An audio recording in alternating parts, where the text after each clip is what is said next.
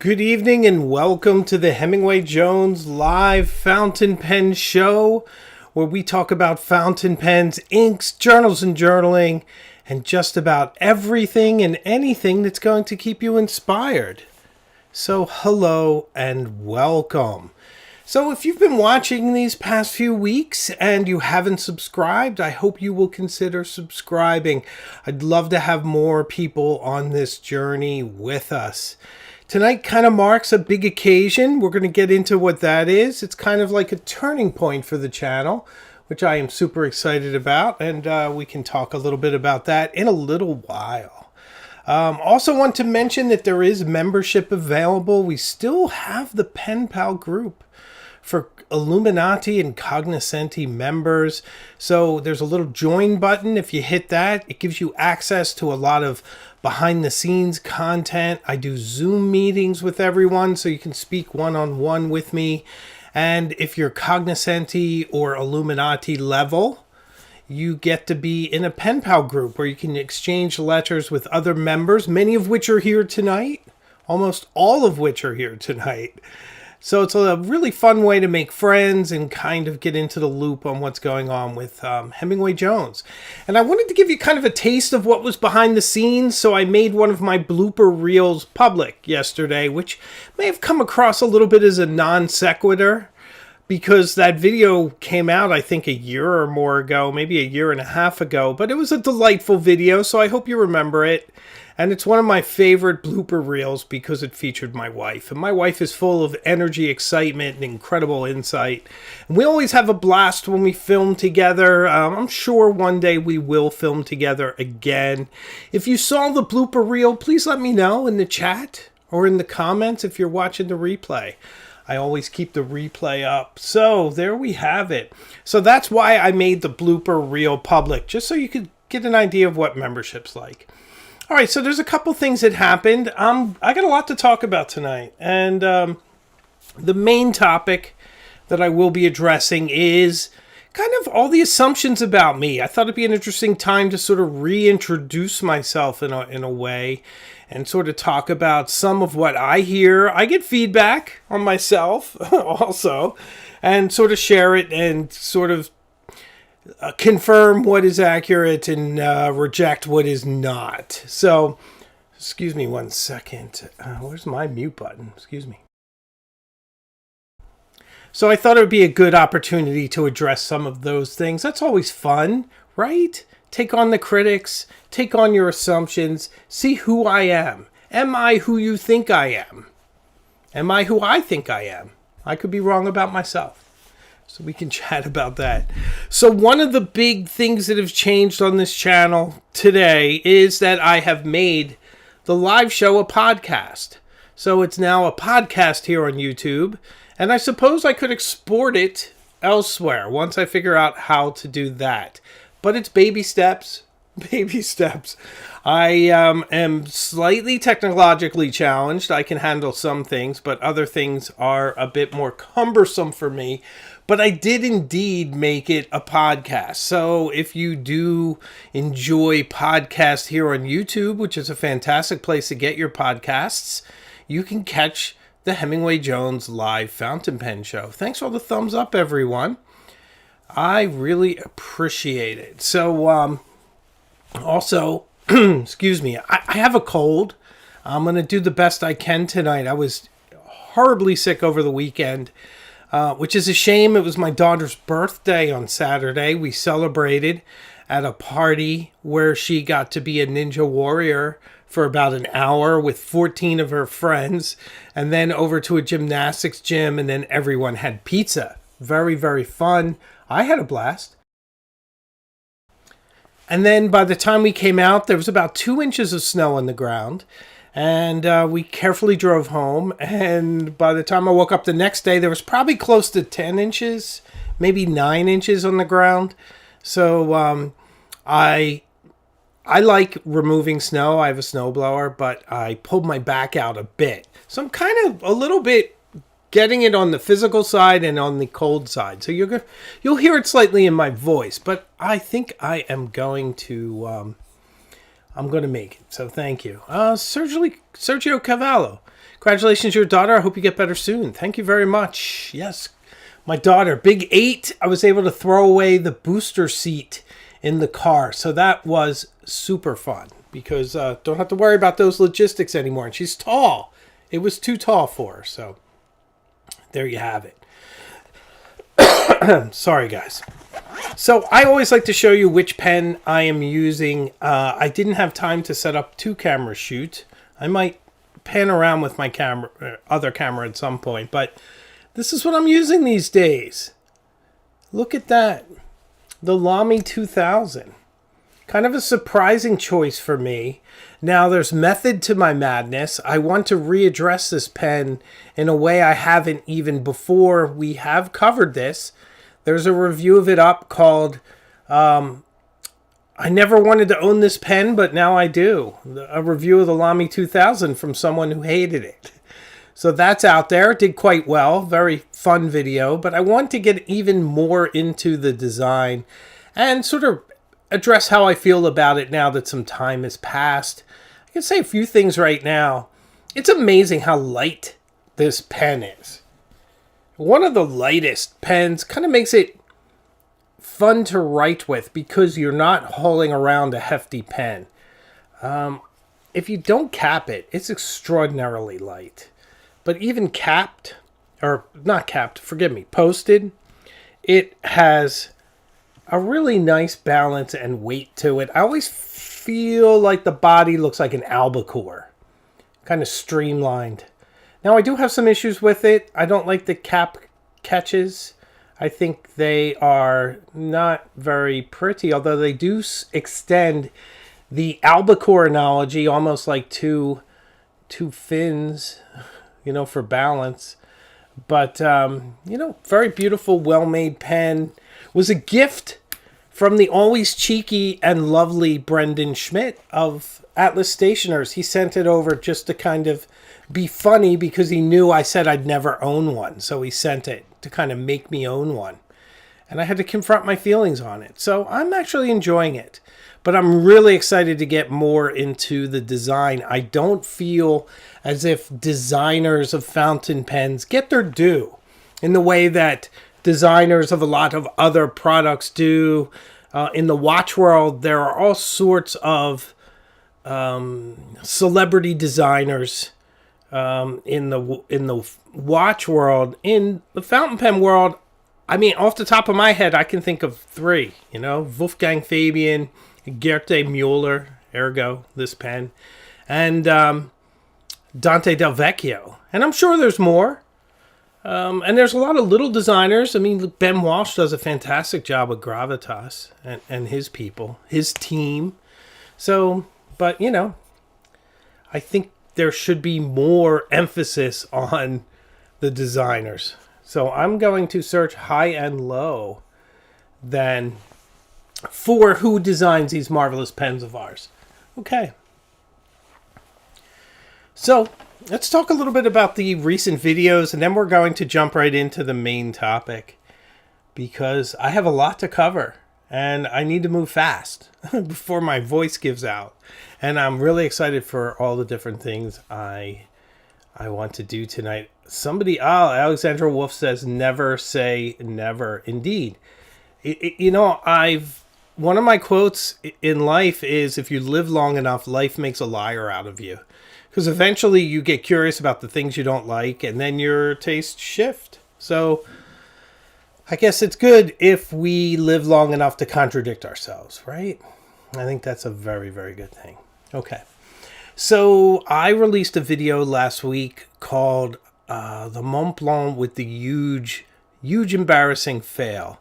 And it's a story of the around the world in 80 days Douai fountain pen from Mont Blanc, featuring the time that they were in India from the book Around the World in 80 Days. I tied the fountain pen in with the book.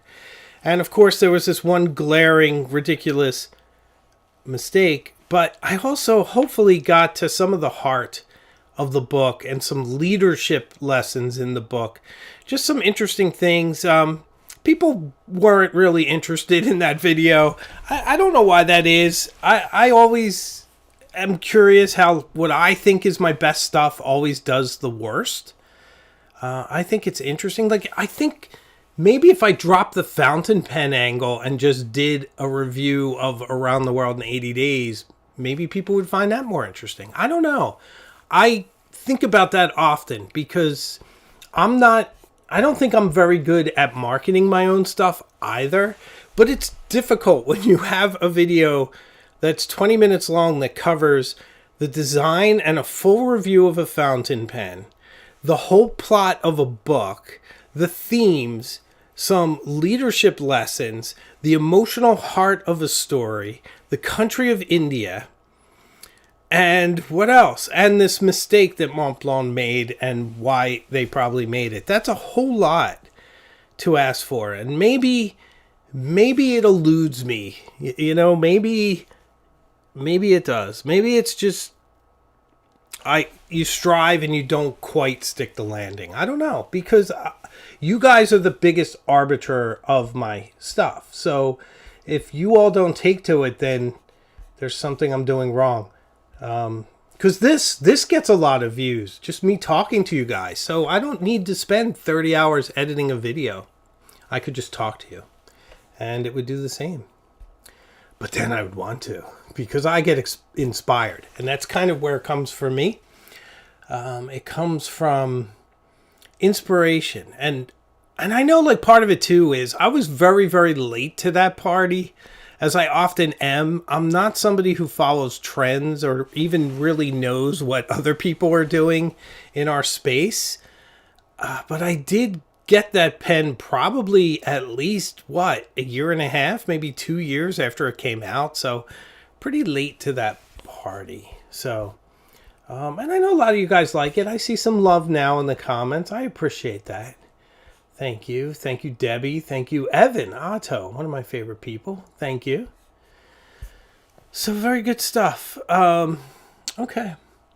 See, I think the failure, my failure, is that I would hope that people see that whatever video I make is entertaining.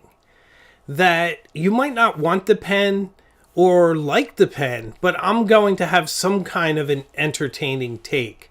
That's what I'm trying to do, but I just feel like I'm not very successful because I don't think my videos rise to that level now. So, see, like what Diane says here, Diane and her orb. This is what I mean. How many people like special editions? Not really my thing, but she liked the Diane or he.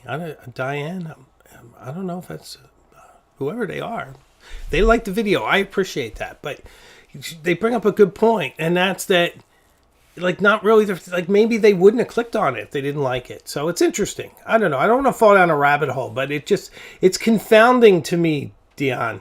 It just is. I can't figure it out. If you guys have theories, let me know in the comments or the chats. I'd appreciate it. Rick Harsh, super chat, $5 Canadian. Thank you. I appreciate it, brother. I found the video about the Montblanc 80 Days very interesting. Now I want to buy it. That's the rub, right? Thank you, Rick, for the super chat, for helping to keep the lights on. I appreciate it. That is the rub, my friend.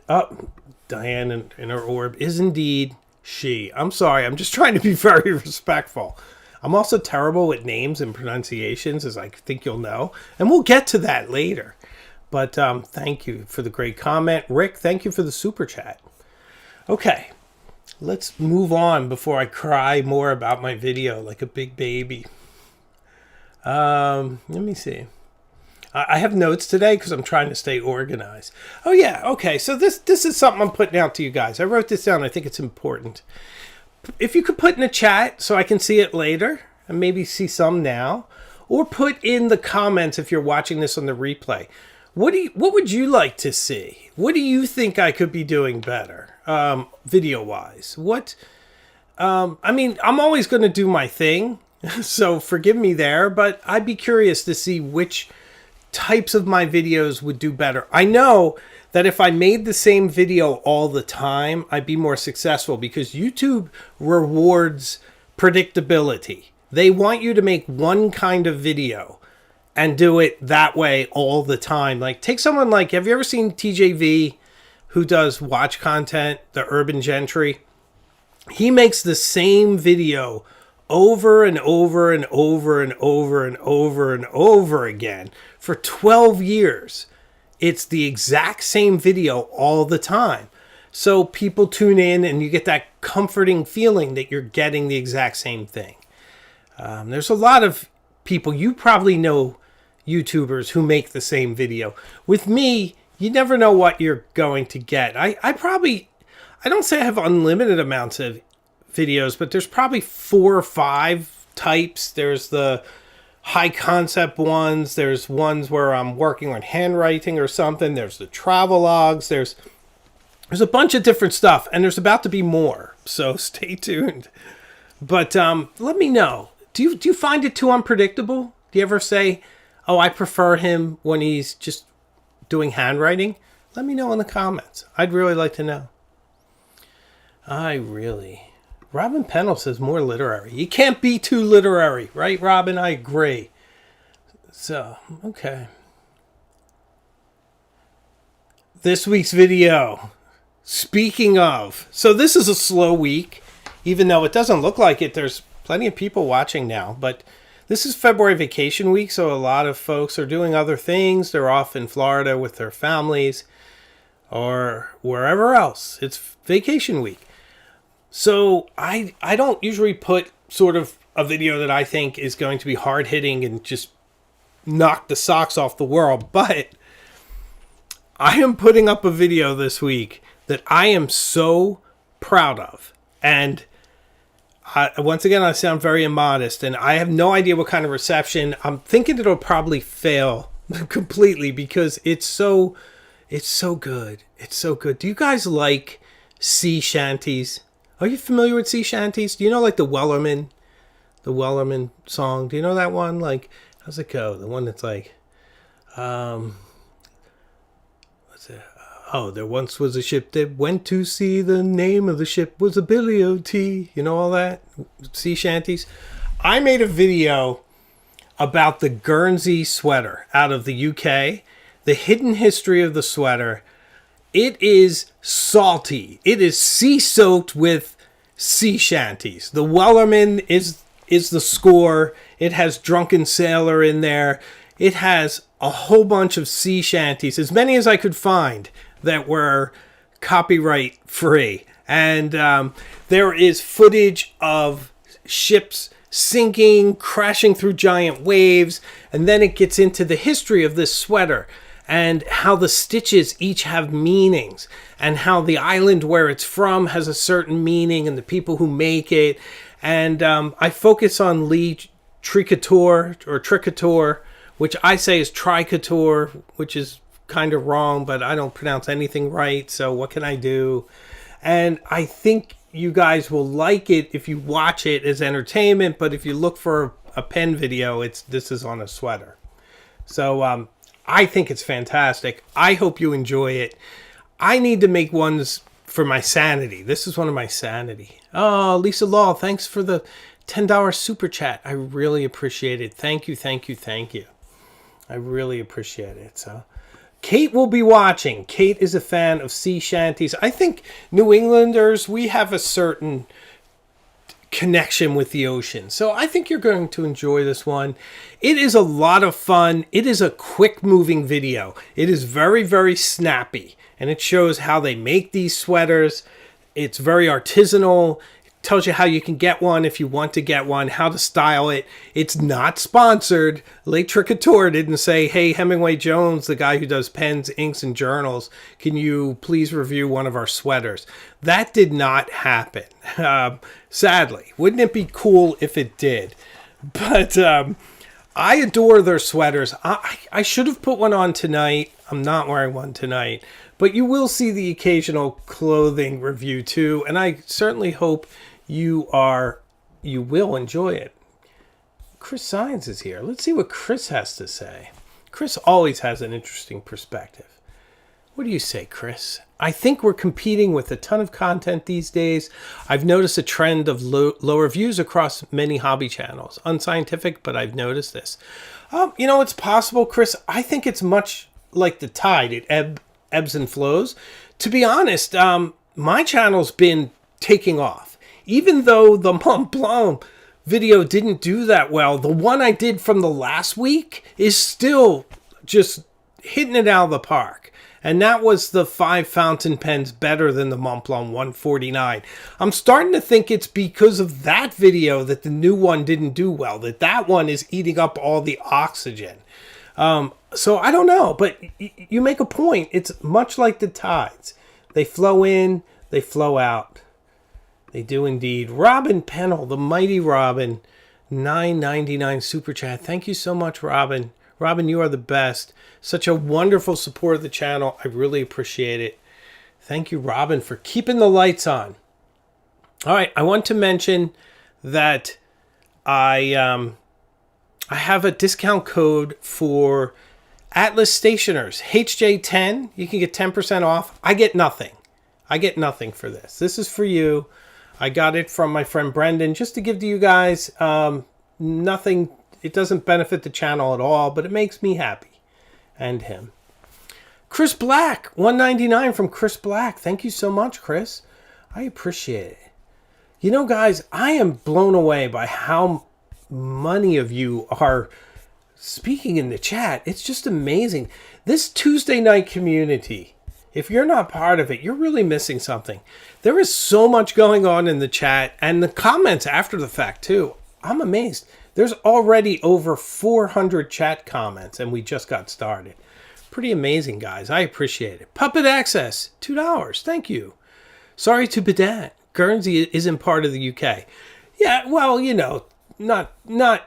it's a independent country, but it swore its allegiance to the Queen. So it might not be part of the UK, but it's tied in with you guys.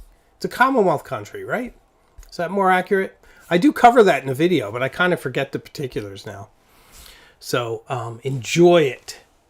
Or not. Or, put it down. Whatever makes you happy.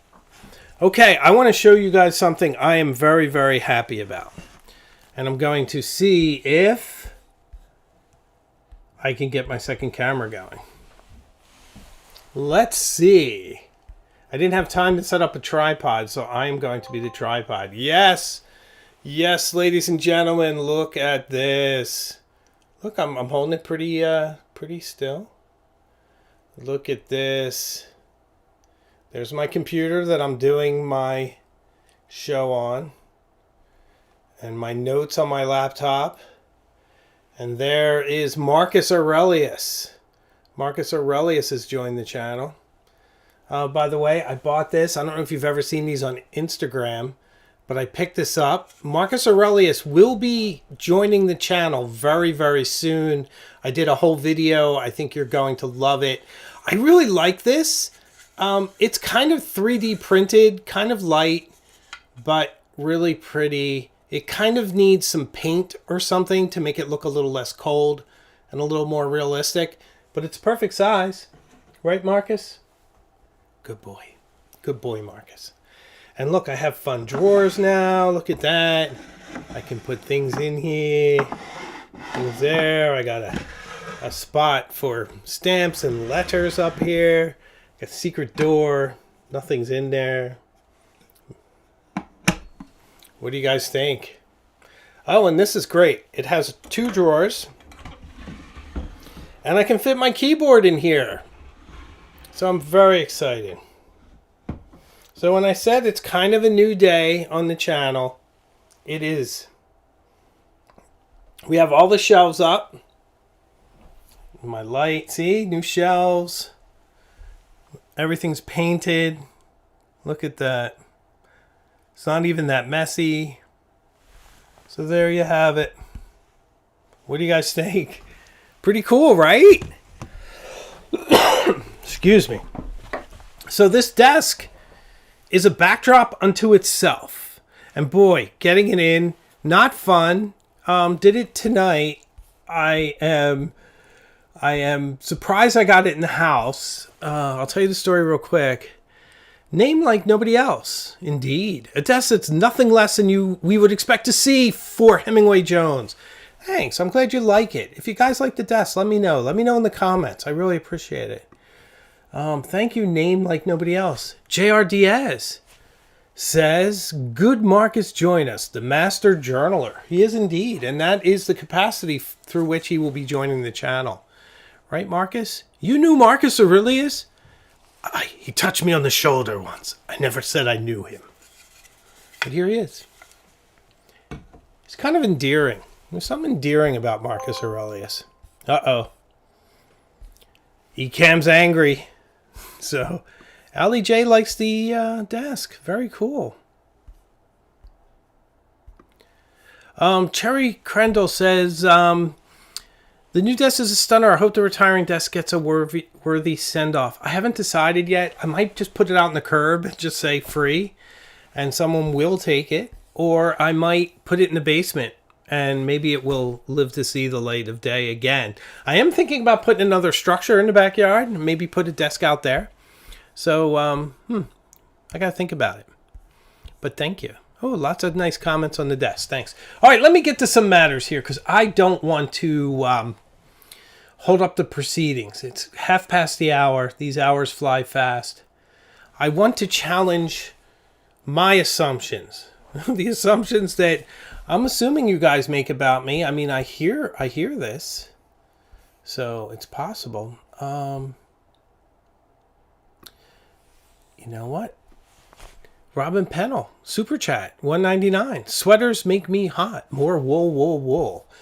Wool is very, very warm. I love it. I am a sweater guy. I don't know if you've noticed, but I'm almost always wearing a sweater. I have a chauffeur on tonight, but I normally have a sweater. Simply Obbs, one of my favorite people, who actually is a fan of Marcus Aurelius. Brilliant desk and Marcus Aurelius. Fantastic. Thank you, Obbs. I know you're a fan of Marcus, so I appreciate that. Okay, so on to the assumptions. Okay. It's almost like I have to get geared up because I'm putting myself in the spotlight. But I think one of the biggest assumptions about me, and it might... Oh, see, Ecam, you're terrible. See this, Obbs? Every time, Ecam with the noise and the craziness, it just can't connect properly.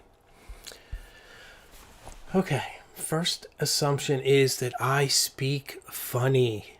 And I hear this a lot, and I think it's true in a lot of ways. And there's so much to this that it's interesting. I mean, it's been a struggle my entire life. When I was a kid, I had a horrible time trying to speak with any kind of fluency. I couldn't pronounce my THs. I mumbled terribly. And then that is something I still struggle with. But the toughest thing for me is that I know how to say things, and I'll say them, and I'll think I'm saying them right, but I hear myself because I edit myself, and it's almost a bit of torture. I may have made this analogy before, but I'm going to make it again because I think it's apropos. But have you ever heard the stories of orcas that are kept in captivity, and the researchers say they should be let out into the ocean because their radar, or sonar rather, their sonar isn't designed to come back so fast. It's designed to go out into the ocean and then eventually come back. So it's almost as if their own voice is screaming in their own head constantly. So it's like psychological torture for them. So I'm not saying I have it quite as bad as the orcas, except that I have to listen to myself when I edit. And I do edit every week for 15 hours anyway. And I get my own voice back at me. Different takes, me making mistakes. If you ever see my blooper reels, if you're a member and you've seen blooper reels, I'm often kind of laughing at myself like, come on, Steiner, get it right. Get it right. It's not easy. I will tell myself, sometimes I even look up how to say things just to feel 100% sure, and then I go to do it and it doesn't come out right. So it's a struggle, but the struggle is real. And I think I'm also influenced and affected by the people that are around me. Two, like my wife, who has perfect diction, just flawless, beautiful accent. I could listen to her speak all day, and I often do, because she is amazing. Antoinette, $2 super chat, thank you. Ecamm dings angrily at the depth of your nightmares. It's so true. Ecamm is the absolute worst streaming service. I can't imagine one worse. No matter how careful you are, it goes out of its way to ruin whatever you do each time. It is the absolute worst. I'm going to make a video on how bad Ecamm is, and I'm going to tag them in the video. I want to attack them. I dislike them so intensely because they're so bad. They're so bad, guys. So, yeah, my pronunciation is very idiosyncratic sometimes. And I just live with it, and I don't really care at this point. I'm pretty old to try to make right or left turns at this point. I'm just barreling straight ahead. So there we have it. Now, Scott thinks I'm calming. Thank you, Scott. Thank you so much. I appreciate it. Okay. Another big assumption about me, which I find very, very interesting, is that I am rich, that I am a wealthy fellow. And I must say that anyone who is so possessed of a lovely family and so many beautiful things in their life is truly blessed and truly rich. But I am not a billionaire, let me tell you. But I do want to say that I was always very, very clever with money. I bought my house at a very, very good time. I bought a home in a beautiful neighborhood in Massachusetts, which I'm really sorry to tell you, but Massachusetts is the finest state of the 50 to live in, with the best culture, the best everything. I'm just teasing you guys, but feel free to comment. I can take it. But I bought a house right before this town got like top tier schools for the state, and our property values just took off, which was fantastic. I also have a mortgage that's below the rate of inflation historically. The historic rate of inflation is 3.33. That's the historic on average rate of inflation. So if you're borrowing money below that, you're getting money cheaper than your money is worth if it were sitting on a table. So your money's basically losing about 3% a year.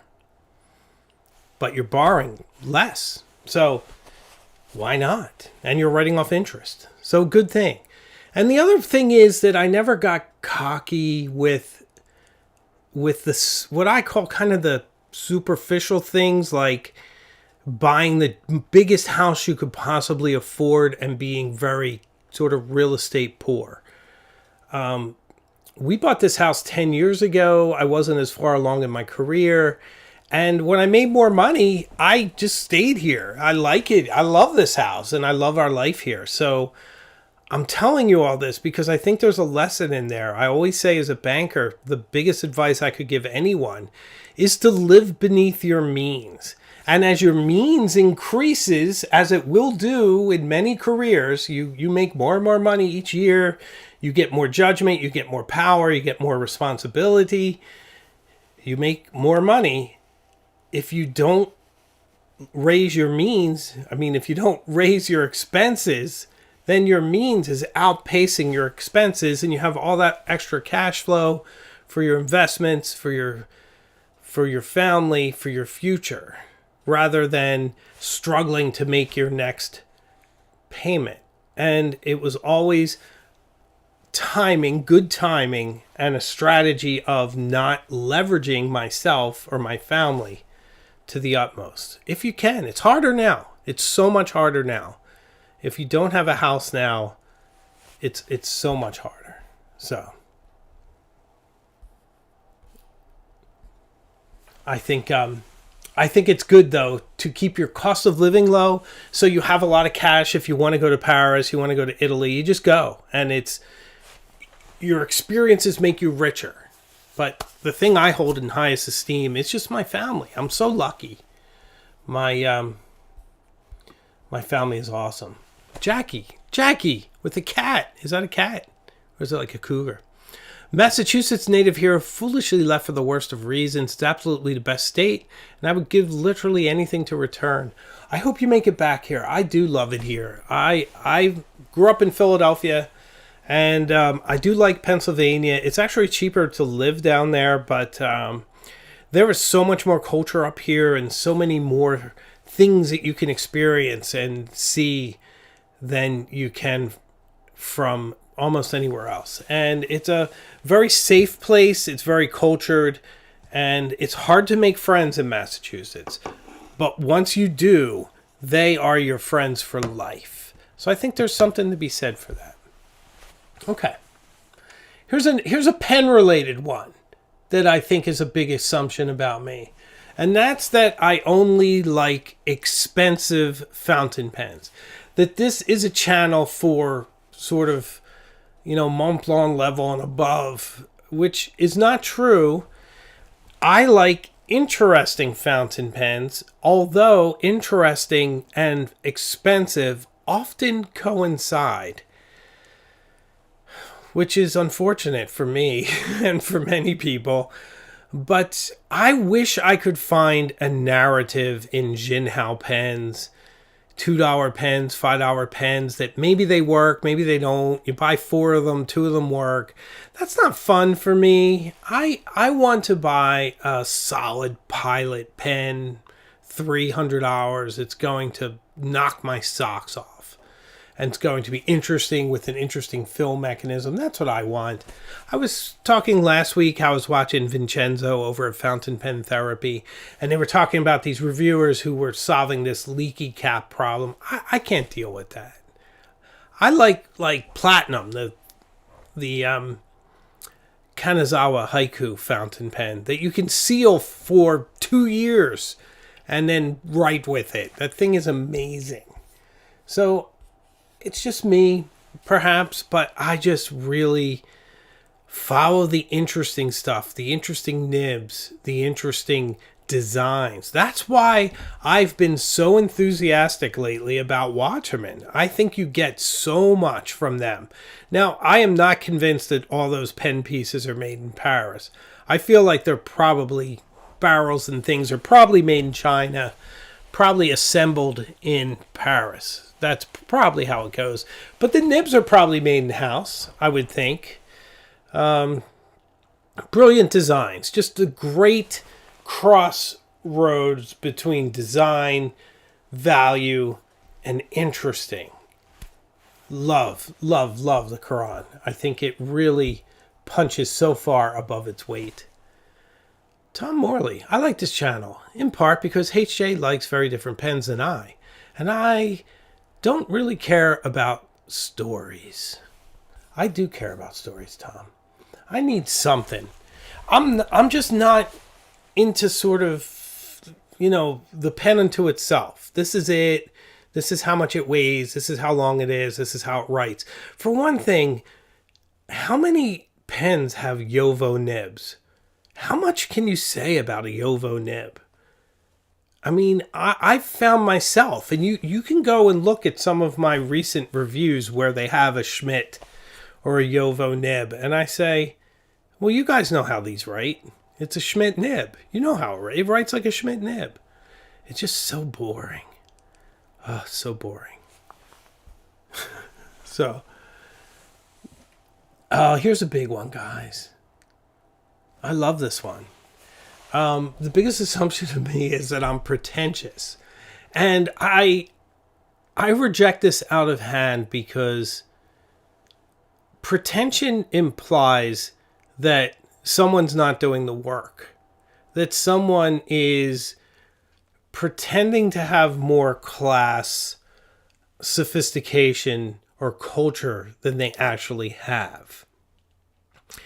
And this whole channel is about refining your culture and your sophistication. So, and I'm not afraid to play the fool in that regard often, especially in the company of someone like my wife, who possesses the most sophistication and education and well-roundedness of any person I've ever encountered. Very well read, knows every movie, just formidable in all of her opinions, and very nicely presented without any acerbic comment when she either debates you or just has a nice conversation with you. I mean, it's something that I aspire toward.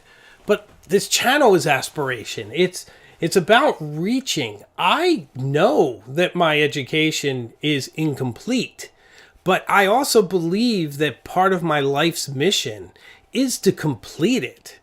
And that's what I've been doing. I'm curious about things. I express myself through things. If I have a feeling that I can't articulate, I go to Shakespeare. That's why Bill's here. If I feel loss or betrayal, or I feel intrigue, or I'm maybe under duress, there's something in Bill that I can use to express myself. Or I go to movies and films and things which you've seen on this channel. I hold high culture and low culture, if you will, in equal esteem. I love things like White Lotus, Highlander, Doctor Who, all sorts of things, Blade Runner. You guys know it's woven through this channel. In fact, one of my favorite movies is Apocalypse Now, and Francis Ford Coppola famously said that the worst thing a filmmaker could do is to make a pretentious film. I personally think that the worst thing that a YouTuber could do, or the worst thing I could do, is to make a boring one. I don't mind if I reach and I don't quite grasp it. I think often my goal exceeds my grasp. And I think that's okay. I think that's kind of where this channel should be, because it's about that. It's about striving. And what I just won't do and can't do is bore you. And so many things bore me. And that's why my videos are all over the place. So I don't think it's an act of pretension to refine your mind, to curate what you put into your mind. If anything, I think people who say somebody else is pretentious or whatever, now there are people that are pretentious.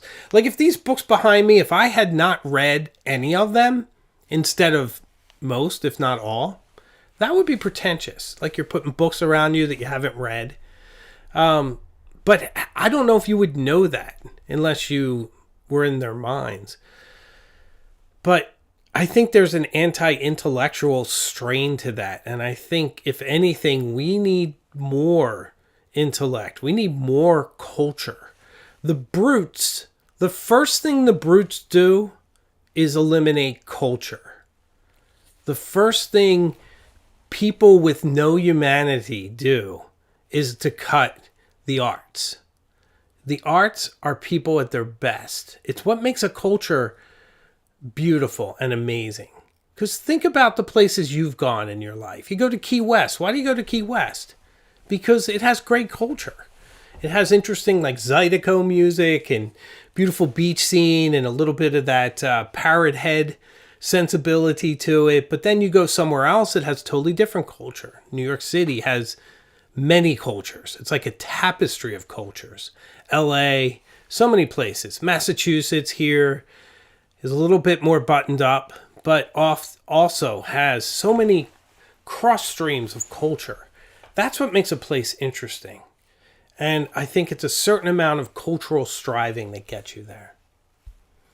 Pegleg Pirate Rooster, one of my favorite people. What does he have to say? $9.99 super chat. Thanks, brother. Then pen is a tool. but they are also a work of art. And that art is whatever a person may like. $10 or $1,000. Absolutely, my friend. Brilliant comment. It truly is. I don't need $1,000 pen to inspire me. I just need an interesting one. That's all. And interesting is often expensive, but it doesn't have to be. All right, I probably beat the pretension thing into the ground, but I do think that culture gives you empathy, and it helps you to get into someone's mind and see that many of us are dealing with really heroic struggles.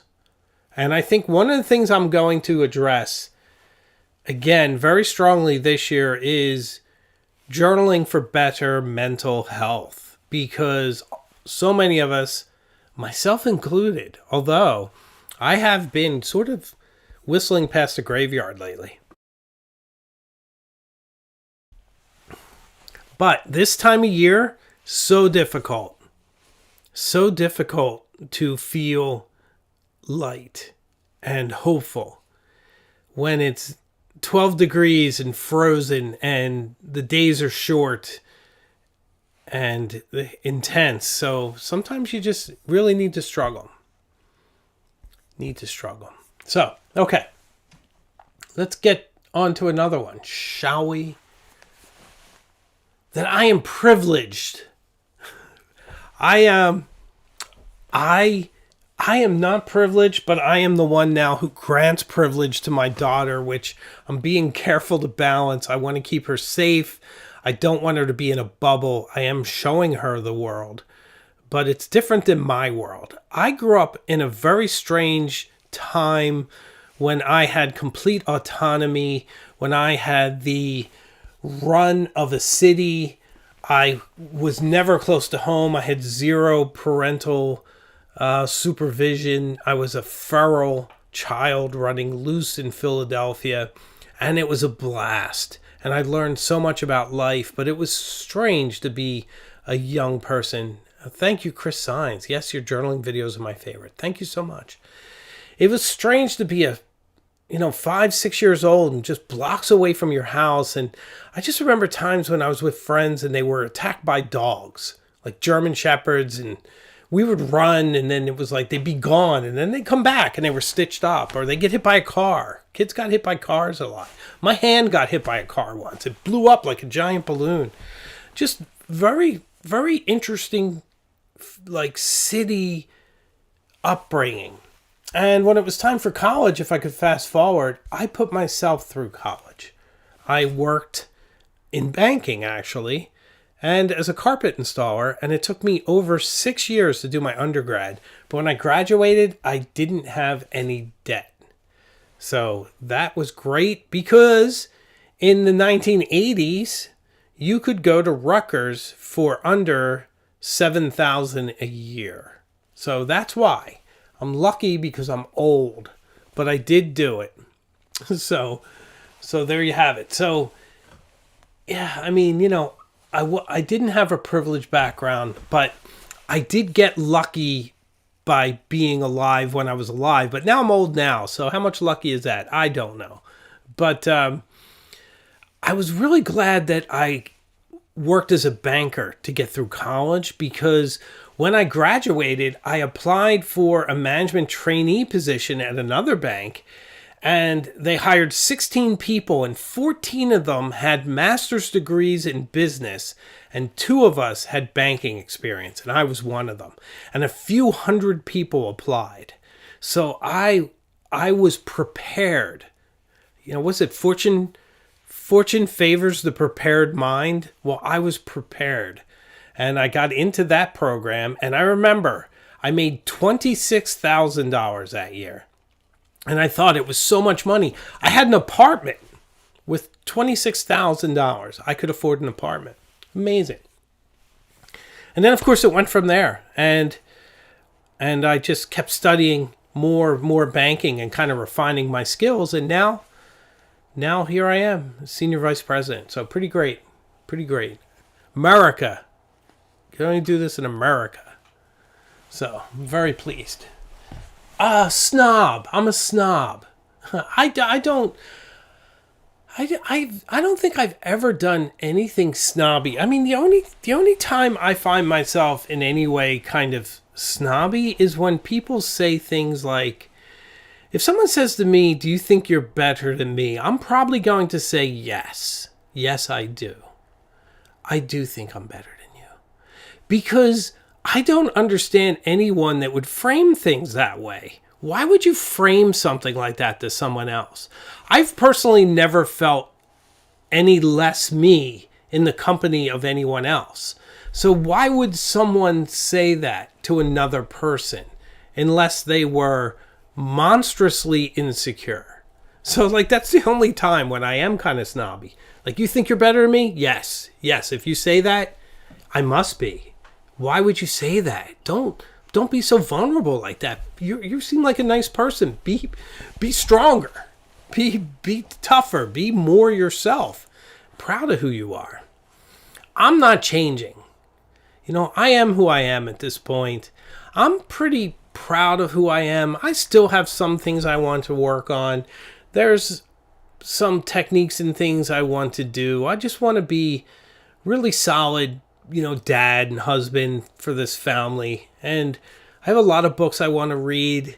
I have a dining room to paint. I have my short-term goals, my long-term goals. I'd like to see Paris this year. There's a lot ahead, but I'm, for the most part, pretty proud of myself. I've come a long way. I wasn't always this evolved. I used to have a really bad temper, and it flares up now with technology. That's part of the reason why I hate eCam so much, is that technology is just one of those things that just gets under my skin. But I'm much better at controlling it, because when you have a kid, you better control yourself. But what I used to do is I get mad. I'd hit the desk. I'm not going to hit my new desk. It's so nice. But I would hit things. But you can't do that when you have a kid, because it would scare them. So I had to change, and I'm really glad. And I think it's part of how having a kid helps you to evolve, or you become a terrible parent.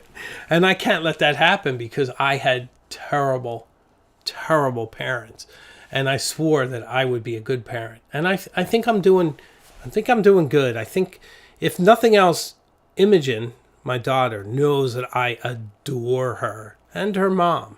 She gets to see a very healthy relationship. So I don't think that's a bad thing. Okay, one last one, because the hour is gone. I can't believe how quickly this went, but we have another one to speak about. Sean Brown, $10. Thank you. Keeping the lights on fun. I appreciate it. What does your Shakespeare book say? The what Shakespeare second edition? Riverside, my friend. Riverside. So I had an earlier edition of this in college, and I had a Dalmatian. That was my dog, and she ate it. So it was chewed sort of all around here, so I was missing the bottom of a lot of plays. So I replaced it with the newer edition, and I keep one at work too. So I have Bill around me at all times. So one more, and that's that I'm phony. Oh, I'm phony. Well, I can't really answer this charge except to say that those who know me know that I am who I am. And if you meet me out and about, as you're likely to do, that's the one thing really interesting about this format and life in the fountain pen world. If you're watching this show, you probably will meet me at some point, somewhere. I move around. We're trying to hit a new sort of pen city each year and a new foreign destination each year to expose Imogen to as much as we can. So we're going to Chicago for the sidewalk sale in August, and it looks like we're going to Paris in June. So there you go. But in the future, I'll be in New Orleans. We're going to be in Savannah. We're looking into that already. We're going to Florida. I'll be around. You'll run into me one day, most likely. Certainly at pen shows and things. So I'm just this way. And if you meet me at work, I'm this guy. I let me put it to you this way. If I were going to be phony and create a persona for myself, it wouldn't be this. It wouldn't be this. It would be something much cooler. Much cooler than this. So, that's all I have to say about being phony. ODE. Objectos de escrita. Lisbon. Yes. Yes, my friend. Yes for Lisbon. Lisbon is very, very high on the list. We almost went this year instead of Paris. But we're going soon. And I don't know when, but soon. My wife and I are both obsessed with tile. And Lisbon has some amazing tile that we must see. And I like sardines too. And great architecture and lovely people and good food. What's not to like? So yes, I will be there. I will indeed be there. Debbie's going to see me in Chicago. That's great. I can't wait to be in Chicago. Can't wait to see Brendan. We're going to have a blast.